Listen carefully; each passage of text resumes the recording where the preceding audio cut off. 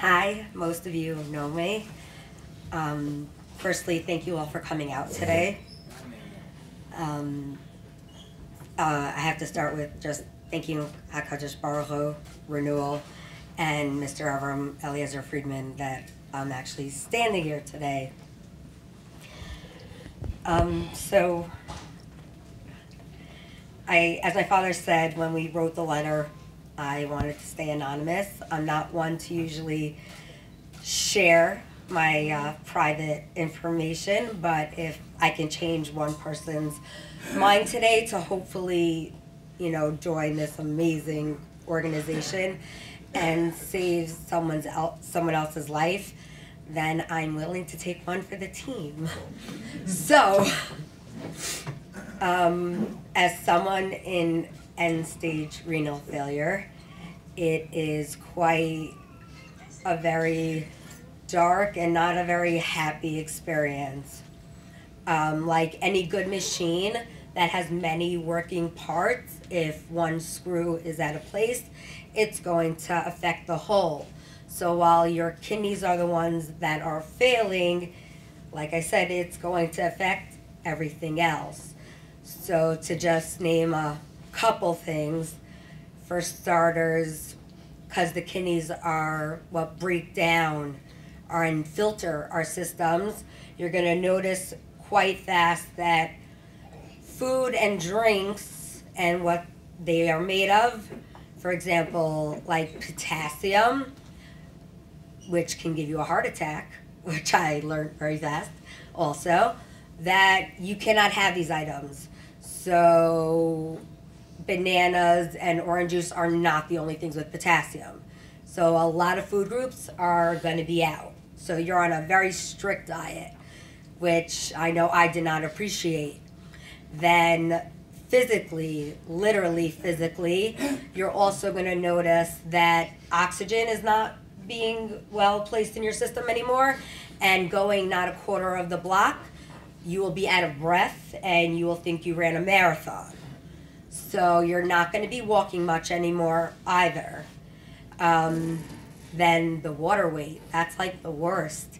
I was sometimes carrying so much water, it was more than my 10-year-old niece, what she weighs, which is a little crazy, but yeah, so those are just a couple of the physical things that are going to happen, which are going to affect your life in a really big way. Then you now have dialysis. You get two options. You can either go to a clinic every other day, so that's about 4 times a week, be tied to a chair for about 4 to 5 hours. Then after that, you're so exhausted that you can sleep the night and the next day away. And by the time you wake up, you're back at the clinic. Or I chose a different version, which can maybe sound better, but it's really not that great either. I did it in my house. Every day I had to dedicate about 10 to 11 hours literally being connected to a machine in my room, which meant I was not going anywhere and there's no breaks.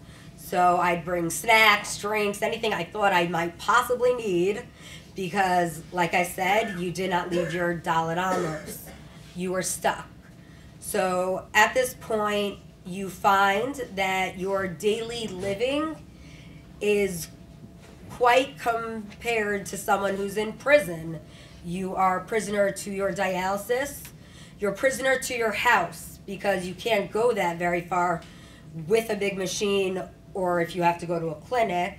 Although, like my father said, one for all for one, those few times a year that my whole family, it was a group effort, that they helped me move the machine, the supplies, and everything else, and I didn't help, obviously, because I couldn't. We got to go to my sister, but other than that, there was going nowhere. And then literally, you learn that you are a prisoner to this disease and your physical body, and there is nothing you can do but hope and wait you get that phone call. And while my father is a much better person than me, and could not imagine davening for the idea that you get that call, which means someone else's demise. When you're in my shoes, you can imagine it. You know, you wait for that phone call and hope every time your cell phone rings that as much as you love your friends and family, it's not them. It's hopefully someone calling to say, we have a possible donor for you. So while that sounds very sad and bad, and it was, I'm not going to lie, that's how I went to bed April 17th that morning for surgery. But when I woke up that evening, I don't think even I could have imagined what the difference was going to be. When I woke up, I had an adrenaline rush, or at least that's what I thought it was, till I realized that was just having energy again. As my family walked in, without, talking to each other, they all magically said, "You have color again," which I didn't quite understand till one of my sisters explained that my new normal had become a light blue tint, which I guess I was walking around so long, people forgot to be like, that's weird. When my friends came 2 days later, they all said, "You're back," which I guess for a minute I was like, what does that mean? Like, where'd I go? But I didn't mind, because that was a good thing. I was back. So I really didn't care what I was leaving behind at that point. Just a couple of weeks ago, I celebrated my 29th birthday, and I had a couple parties for myself, and to someone looking at it, they're like, it seems a little excessive considering it's not one of those landmark birthdays, not your 21st, not my 30th, which will be next year. But this year, I actually really got to celebrate it with friends, family, and really enjoying it. But even more than just me physically celebrating it, a personal thing for me was that the past few years, although my family always and my friends always celebrated my birthday, for me, it wasn't so much a celebration like a birthday should be, which is next year and you're older, things are greater and better. For me, it was more, I made it another year. I survived another year, because when you do have all those hospital visits and close calls, you're really not always sure you're going to. So, kind of in summary, as we learn in Dayenu, it would have been enough. I need to, again, just thank Renewal and Avram Eliezer, because truthfully, it would have been enough if he just saved my life, even if I had to live in that not so great but new normal. Knowing that I would see tomorrow again was such a big deal for me. But you should know, as possible donors, the donors that are already in this room, and especially, like I said, Renewal Avram Eliezer, this is something I never even shared with him.